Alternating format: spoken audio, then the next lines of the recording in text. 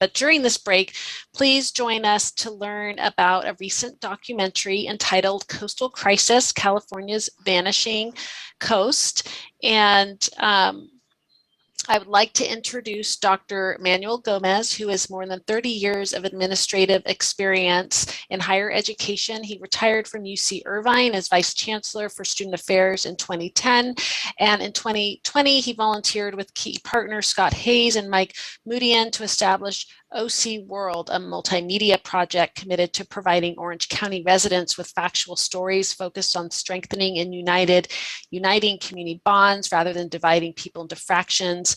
It is in this capacity with OC World that he's joining us today to share information on the recent documentary, Coastal Crisis, California's Vanishing Beaches. So, Manuel, please take the floor here.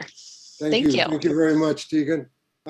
While I'm speaking to you from Tongva and Nahashimen ancestral lands here in Orange County, this land acknowledgement is particularly important in Orange County, by the way, because even though the county is changing, we still have lots of leadership stuck in the politics of amnesia, denial, and outright distortion, including around not only indigenous rights, but climate change. I want to thank Tegan and Lily and John Whiteley for this outstanding conference. I've been learning a whole lot, and this is the kind of information flow that we think OC World is all about, trying to provide facts to the people to make them more aware. I also would like to thank our friends at Marisa, at UCI, and Coastal Quest. You're an extraordinary conference, really a wonderful amount of information. I wanted, since already was talk to you about OC World, I don't need to talk to you more about it, except that our OC World programs are conducted and designed to try to become part of educational conferences. We, in our first season, developed a program called To Live for the Harvest. It was an examination of COVID-19 impacts on farm workers in California, and that's completed. We also did one on Santa Ana policing, a work in progress, and we're doing one now, completing it, called Hope Dies Last on Alzheimer's. So you see the resilience, erosion story was right in our wheelhouse. What were our expectations for this Coastal Crisis documentary? We wanted to help explain and define the basic problem for a general audience. We interviewed several experts, community leaders, and OC residents to share their own particular perspectives. And we discussed many of the mitigation strategies being discussed in this conference as well. We also wanted viewers to take a deeper notice of this urgent climate change occurring right here in our own local beaches.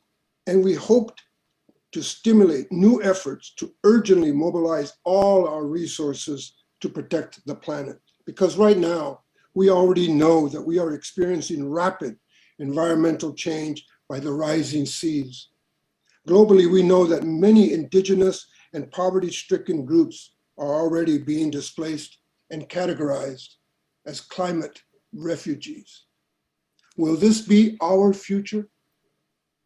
It may indeed be if we do not begin to understand that climate change as the inexorable result of, quote, the slow violence of inaction, unquote.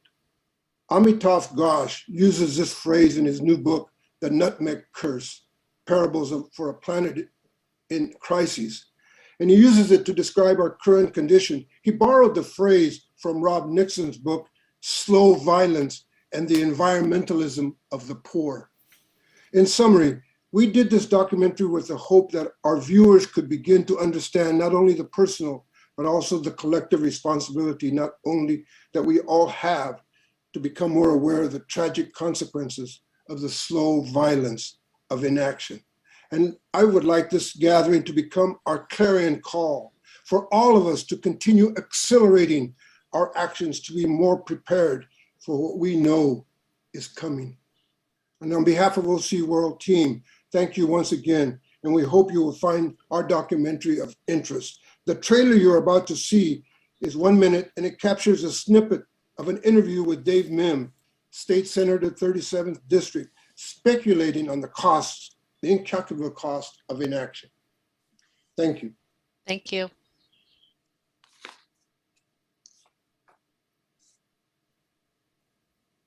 So when we talk about the fiscal impacts or economic impacts of climate change on our coasts and coastal erosion, I think this is one of these things, you know, I don't say this lightly, where it's really incalculable. We know it's going to be massive, but if you can just imagine that where we're sitting right now, where, you know, Laguna Beach extends up to the hills, where we have Newport Beach, all underwater, no longer inhabitable, what's the economic impact of losing the homes, the businesses that are here, the tourism that comes to our beaches and communities, not to mention the weather-related phenomenon that's going to make our lives much worse. So, you know, certainly in the billions, I guess, and in the long run, probably much more than that.